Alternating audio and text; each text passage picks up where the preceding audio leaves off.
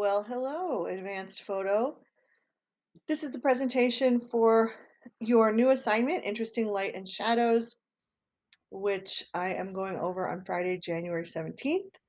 Um, there's also information about a new contest that I'd love for you to enter, and you can read about it by clicking on the link.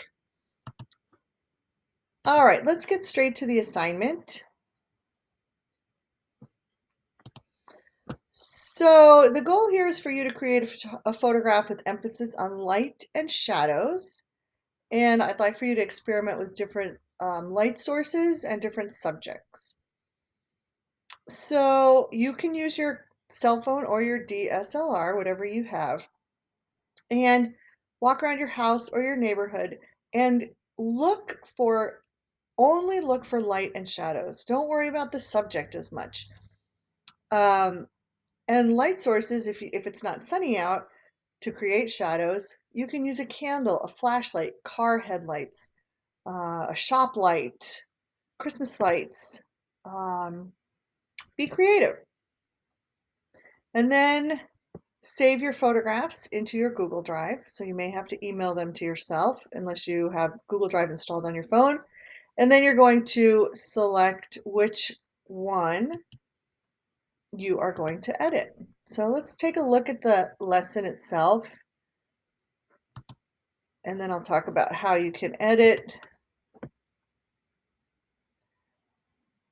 All right, so again, you're going to try to look at light, see or make shadows. You're welcome to set up shots if you want to, gather some objects, move stuff around. Photop is the program that we're going to use it unless you want to wait and do it at school using Lightroom and Photoshop. All right. Don't forget to try to keep some details in the shadows and highlights. And remember composition, the rule of thirds, leading lines, perspective, and framing. Okay, so you're going to be turning in one black and white photograph that has been fully edited, approximately 8 by 10 inches, 300 pixels per inch, and call it last name black and white, and of course a JPEG. So here are some examples of dramatic or interesting light and shadow. And notice how here the person is over to the right with some interesting negative space. You've got leading lines, interesting framing here. The buildings are framing the person.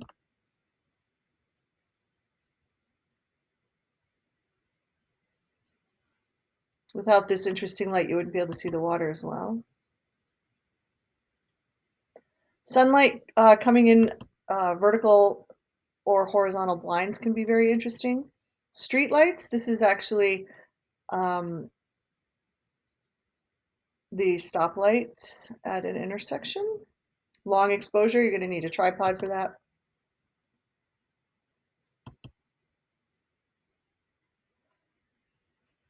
Old buildings with dust always look great. Silhouette.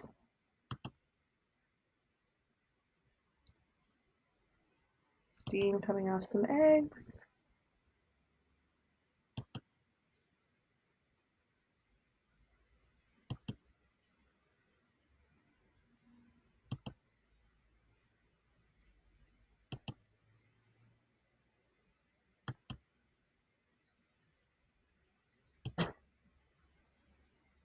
Backlight.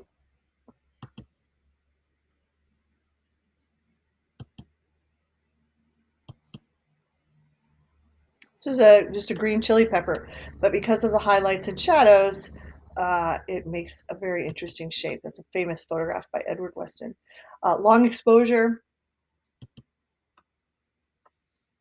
Interesting composition.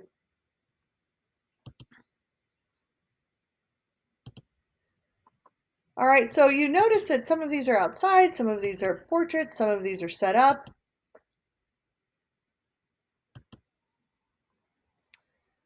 Finding some interesting tools in the kitchen sometime. For instance, a colander or a whisk there are lots of interesting things in your kitchen. All right. So here's the assignment and here's the lesson presentation. I'm going to add in here how to edit in Photopea, but also on your home page, there is a link to my YouTube channel.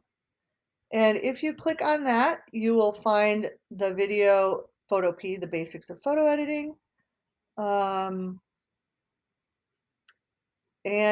there is also a link to a video on how to make your photograph black and white right up here.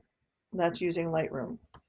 I will post another tutorial on how to make it black and white using Photopea, and I will add it to the links in the assignment. Okay? So as usual, email me with any questions, and we will work on this when we get back from remote learning, but you'll notice that it is posted in Canvas for this week.